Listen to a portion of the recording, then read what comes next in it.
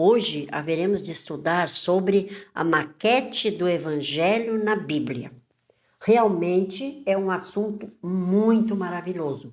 É toda a representação do Evangelho na Bíblia, desde os tempos dos primórdios até o tempo final. São relatadas em duas pequenas parábolas que se declararam em explicar seus acontecimentos, sendo que cada uma explica um pouco. São elas a parábola das bodas, em Mateus 22, de 1 a 13, e a parábola da grande ceia, em Lucas 14, de 15 a 23. É resumido em um assunto só, porém cada uma resolve um pouco dos acontecimentos, como já disse. Quanto às festas de bodas, precisamos entender o que são festas de bodas na Bíblia. E ele ainda tem outro dizer que se chama casa do banquete. Isso aí significa quando tem um grupo de pessoas pregando o evangelho a alguém, a Bíblia chama de festa de boda, que estão na casa do banquete, que é naturalmente a igreja. Não é obrigado a ser dentro de uma igreja. Pode ser um lugar particular, pode ser num parque, pode ser na montanha, pode ser numa rua ou em qualquer outro lugar. Estando um grupo de pessoas estudando a Bíblia e pregando o evangelho, a Bíblia chama de festa de bodas. Literalmente, vamos a elas. Cristo começou. O reino dos céus é semelhante a um rei que celebrou as bodas de seu filho.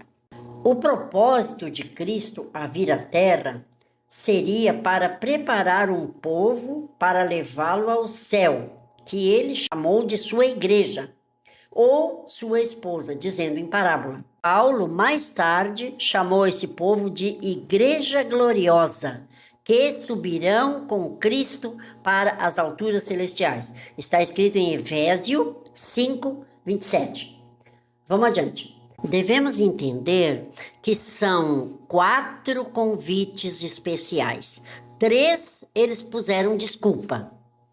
E o Senhor Cristo não aceitou totalmente, não aceitou 100%, porque eles não faziam o trabalho direito. E no quarto convite é que tem o progresso realmente do Evangelho com a ajuda do Espírito Santo.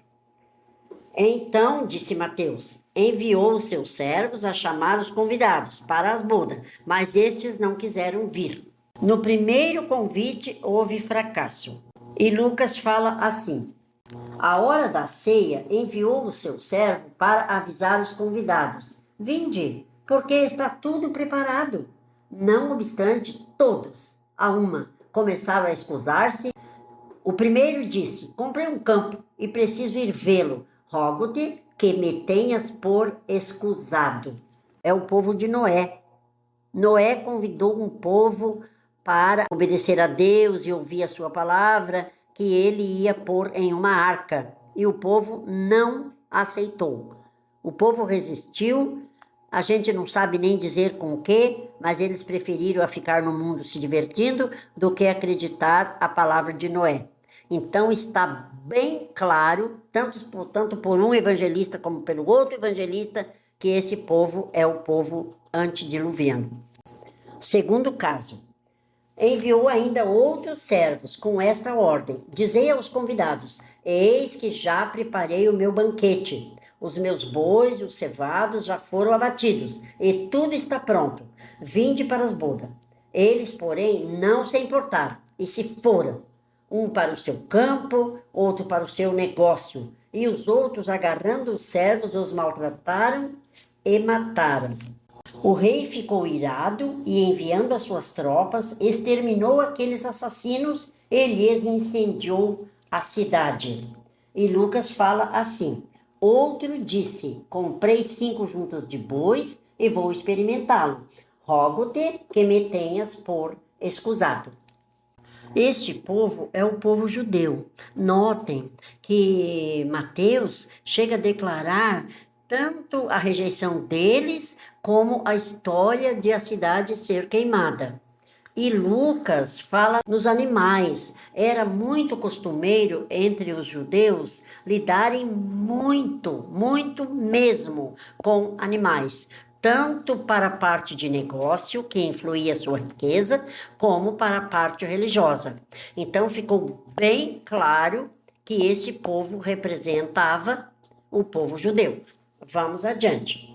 Vamos para o terceiro convite. Falou Mateus. Então disse aos seus servos: está pronta a festa, mas os convidados não eram dignos. E Lucas fala: e outro disse: casei-me e por isso não posso ir. Por incrível que pareça, a terceira festa de bodas na história deste mundo foi com a irmã White e sua equipe. A data de 1844, depois do grande desapontamento. Aí alguém pergunta: como você é capaz de dizer que a irmã White não foi fiel? Não, eu não estou dizendo que a irmã White não foi fiel. Eu estou dizendo que ela teve alguns amigos e parceiros de trabalho que não foram fiel. E para isso ela registrou um texto aqui no livro Testemunho Seleto, volume 2, na página 157, que diz assim: há amantes do mundo, mesmo entre os que professam estar aguardando o Senhor. Há ambição de riqueza e de honras. Cristo descreve esta classe quando declara que o dia de Deus virá como um laço sobre todos os que habitam na terra. Este mundo é seu lar. Fazem do adquirir riqueza sua ocupação. Constrói custosas habitações, imobiliam-na com tudo quanto é bom. Comprazem-se no vestuário e na satisfação do apetite. As coisas do mundo são seus ídolos. Estas coisas se interpõem entre a alma e Cristo, e aos solenes e assombrosas realizações que se estão adensando sobre nós não são vistas senão muito palidamente e muito fracamente avaliada.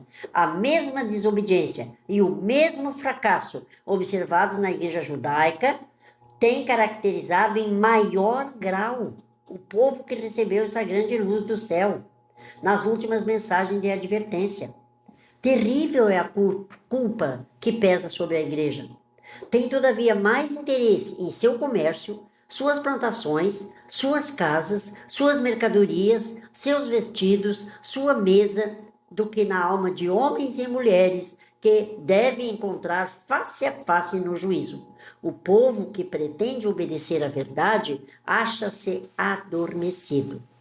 Iniciamos agora o quarto convite. Mateus fala: ide, pois, para as encruzilhadas dos caminhos e convidai para as bodas a quanto encontrardes. E saindo aquele servo pelas estradas, reuniram todos que encontraram, maus e bons, e a sala do banquete ficou repleta de convidados.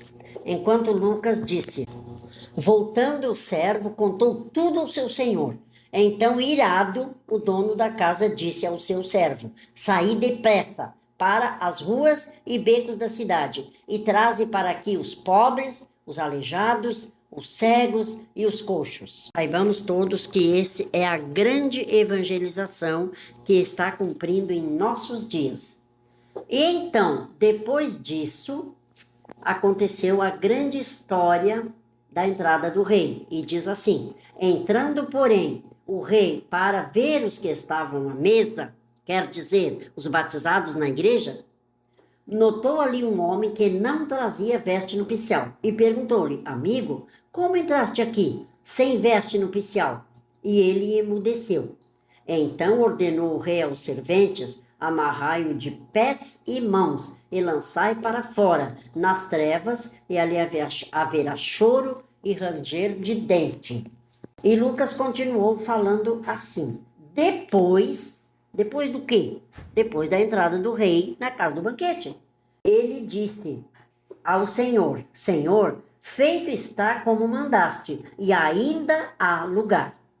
Respondeu-lhe o Senhor: sai pelos caminhos e atalhos e obriga a todos a entrar, para que fique cheia a minha casa. Aqui tem uma expressão estranha.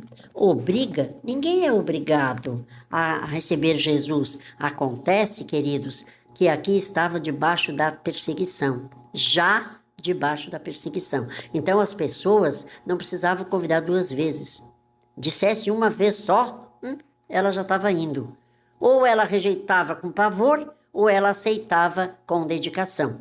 Por isso diz atalhos, coisa rápida. Este é o último convite para a evangelização nesta terra. Agora vamos continuar e ver o restante da história. Essa entrada do rei na casa do banquete é um assunto super comovente que nós chamamos de chuva serôdia, entrada do Espírito Santo. Quando o Espírito Santo entrar na casa, ele preparará um povo, dando poder e sabedoria, para fazer o último convite neste mundo. Só que tem uma: aqueles que ele reprovar, haverá choro e ranger de dente. Os que estiverem batizados na igreja com conhecimentos, ou ele vai trabalhar aprovado, ou ele se perde porque foi reprovado. A verdade é dura, mas não deixa de ser a verdade. O Senhor nos ensina com aprovação, mas com cuidado, para que sejamos obedientes à sua palavra e aprovados para participar da última festa de bodas existentes nesse mundo. E depois disso é a viagem maravilhosa para as mansões celestiais.